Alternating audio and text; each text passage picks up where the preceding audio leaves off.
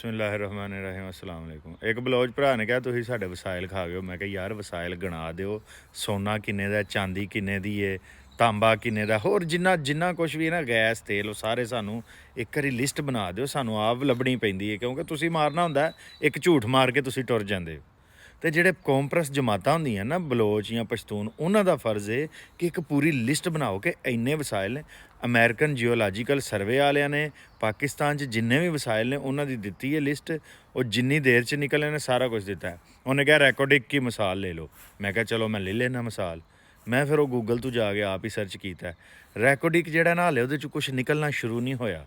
ਸਭ ਤੋਂ ਪਹਿਲਾਂ ਇੱਕ ਕਾਨ ਹੁੰਦੀ ਹੈ, ਉਹਨੂੰ ਡਿਵੈਲਪ ਕਰਨਾ ਹੁੰਦਾ ਕਿਸੇ ਗੈਰ ਮੁਲਕੀ ਕੰਪਨੀ ਨੇ। ਜੇ ਤੁਹਾਡੇ ਕੋਲ ਆਪਣੇ ਡਾਕਟਰਸ ਇੰਜੀਨੀਅਰਸ ਹੋਣ ਜਾਂ ਤੁਹਾਡੇ ਕੋਲ ਆਪਣੀ ਮਸ਼ੀਨਰੀ ਹੋਵੇ, ਫਿਰ ਤੁਸੀਂ ਆਪ ਕਰ ਲੈਂਦੇ ਹੋ।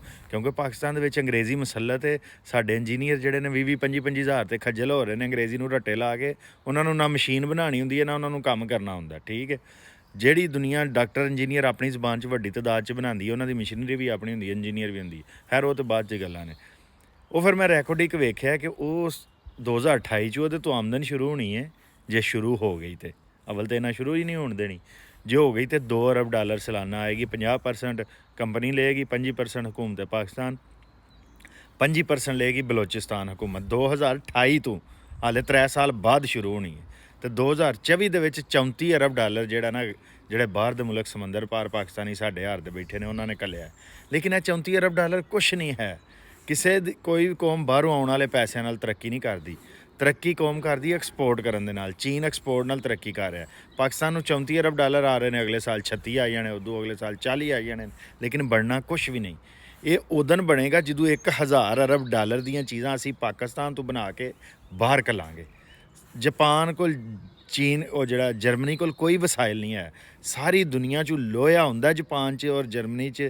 ਜਾਪਾਨ ਉਸ ਲੋਹੇ ਨੂੰ ਗੱਡੀਆਂ, ਜਰਮਨੀ ਗੱਡੀਆਂ ਬਣਾ ਕੇ ਵੇਚ ਛੱਡਦੇ ਨੇ। ਉਹ ਤੁਸੀਂ ਇਹ ਵਸਾਇਲਦਾਰ ਹੁੰਦੇ ਹੋ। ਇਹ ਦਿਮਾਗ ਅੱਲਾ ਨੇ ਸਭ ਤੋਂ ਵੱਡਾ ਵਸੀਲਾ ਦਿੱਤਾ ਹੈ। ਇਹ ਜਿਸ ਦਿਨ ਬਲੋਚਾਂ ਨੂੰ, ਪਸ਼ਤੂਨਾਂ ਨੂੰ, ਪੰਜਾਬੀਆਂ ਨੂੰ, ਸਿੰਧੀਆਂ ਨੂੰ ਇਸਤੇਮਾਲ ਕਰਨਾ ਆ ਗਿਆ, ਉਸ ਦਿਨ ਪਾਕਿਸਤਾਨ ਤਰੱਕੀ ਕਰੇਗਾ। ਇਹ ਜਿਹੜੇ ਵਸਾਇਲ ਨੇ, ਜੇ ਤੁਹਾਡੇ ਕੋਲ ਵਸਾਇਲ ਨਾ ਹੁਣ ਉਹ ਕੰਪਨੀ ਆਉਂਦੀ ਹੈ, 50% ਉਹਨੇ ਲੈ ਜਾਣਾ। ਵਸਾਇਲ ਸਾਡੇ ਨੇ ਯਾਰ, ਤੁਹਾਡੇ ਨੇ। ਬਲੋਚਾਂ ਦੇ ਵਸਾਇਲ ਨੇ, ਕੰਪਨੀ ਕਿਸੇ ਦੀ। ਤੁਹਾਡੇ ਕੋਲ ਤਾਂ ਮੁੰਡੇ ਹੀ ਕੋਈ ਨਹੀਂ। 1.5 ਕਰੋੜ ਆਬਾਦੀ, ਦੂਜਿਆਂ ਦੀਆਂ ਕੰਪਨੀਆਂ ਆ ਕੇ 50% ਆਪ ਲੈਂਦੀਆਂ ਜੇ, ਬਾਕੀ ਤੁਹਾਨੂੰ ਊਂਟ ਦੇ ਮੂੰਹ 'ਚ ਜ਼ੀਰਾ ਦੇ ਦਿੰਦੀਆਂ ਨੇ।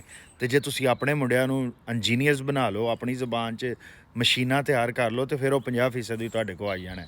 ਅਤੇ ਸਿਰਫ ਇਹ ਰੈਕੋਰਡਿਕ $2 ਅਰਬ ਇਹ ਸਭ ਤੋਂ ਵੱਡਾ ਵਸੀਲਾ ਹੈ। ਇਦੋਂ ਥੱਲੇ ਜਿੰਨੇ ਨਾ ਤੇਲ, ਗੈਸ ਗੂਸ, ਇਹ ਇਦੋਂ ਵੀ ਘੱਟ ਨਿਕਲਦੇ ਨੇ। ਬਾਕੀ ਅਸੀਂ ਤੁਹਾਡੀ ਮਿਹਰਬਾਨੀ ਕਰਾਂਗੇ, ਝੂਠ ਬੋਲਿਆ ਕਰੋ ਰੋਜ਼ਿਆਂ 'ਚ, ਲੇਕਿਨ ਕੋਈ ਨਾ ਫਹਿਰਿਸਤ ਬਣਾ ਦਿਓ ਤਾਂ ਕਿ ਅਸੀਂ ਵੀ ਤੁਹਾਡੇ ਨਾਲ ਰਲ ਕੇ ਆਖੀਏ ਕਿ ਇਹ ਚੋਰੀ ਹੋ ਰਿਹਾ। ਜਦੋਂ ਸਾਨੂੰ ਪਤਾ ਹੀ ਨਹੀਂ ਕੀ ਚੋਰੀ ਹੋ ਰਿਹਾ, ਅਤੇ ਅਸੀਂ ਕੀ ਮੰਨੀਏ।